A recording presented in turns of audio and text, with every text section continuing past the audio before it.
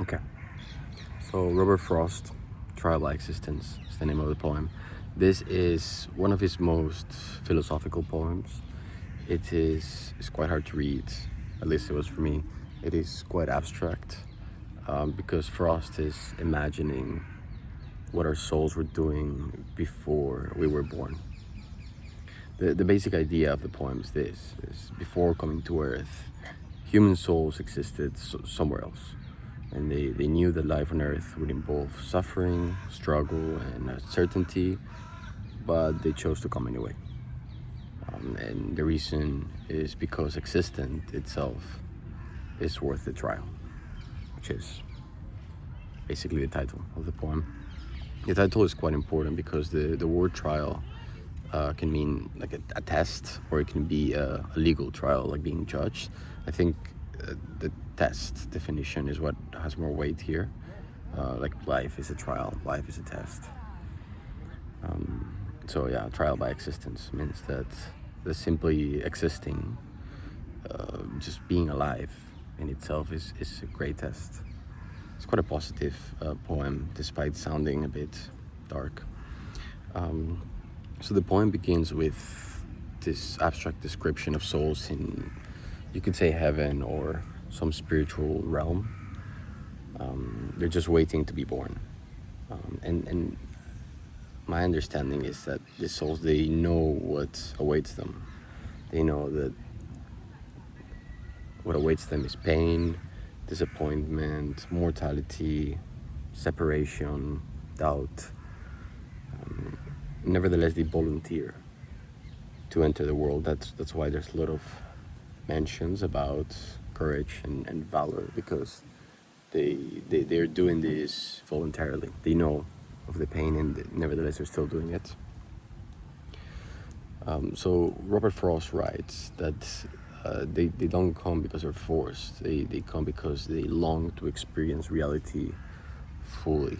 That's, to me, is the most interesting part of the poem, is this idea that souls can experience longing.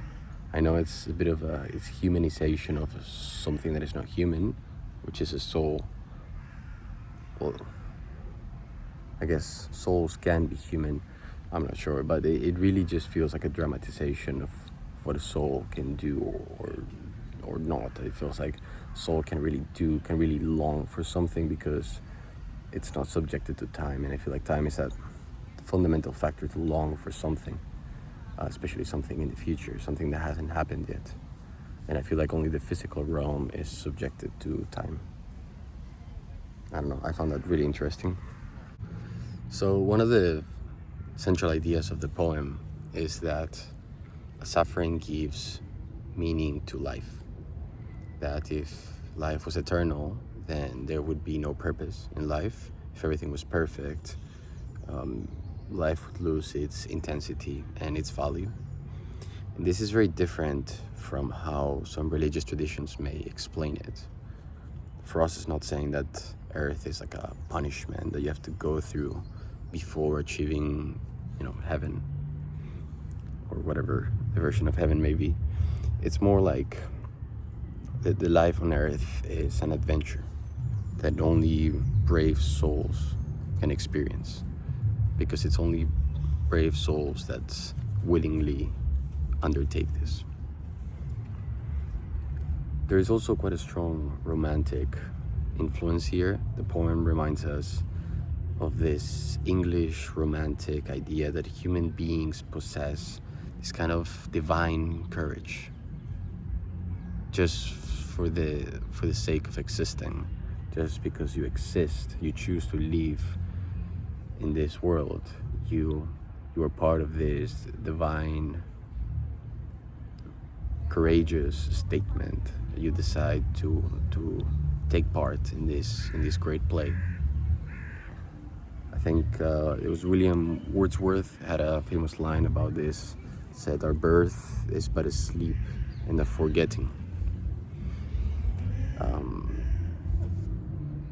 Is this idea that we come from a different world, this higher state of existence. And like many other people, they align on this idea that once we are born, we forget about this previous realm of existence. So the poem movement is quite important because it starts with the souls understanding the risk. They're not ignorant because you need to have awareness to be able to be courageous. If you do something risky or adventurous without being aware of the risk, you're not courageous, you're stupid. He doesn't say that, I say that.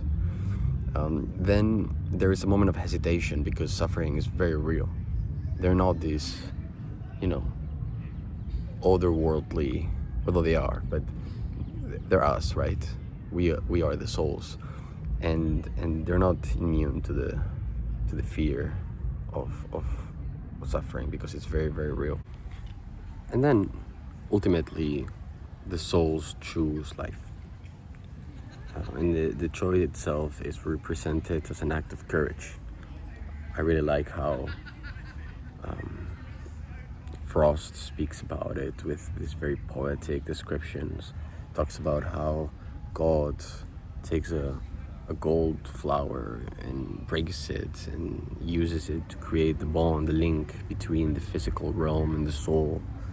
And I think gold rose is such a beautiful way of enunciating the value of that link, the value of that commitment, that decision of these souls to be enchained to the physical realm despite the consequences, the suffering, the pain. So the poem is not pessimistic.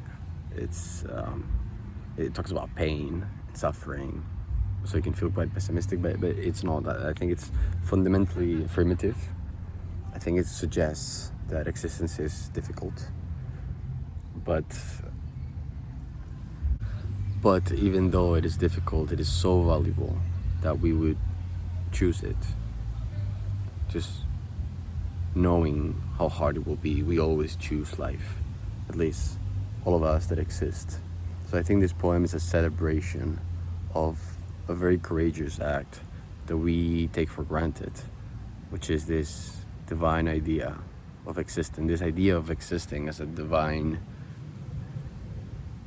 commitment, this courageous divine commitment to the physical realm, that our souls that transcend our consciousness, our ego, this idea of who I am, the little man inside that makes the decisions. It goes way beyond that. There is this spiritual part of us that has engaged in the ultimate act of courage.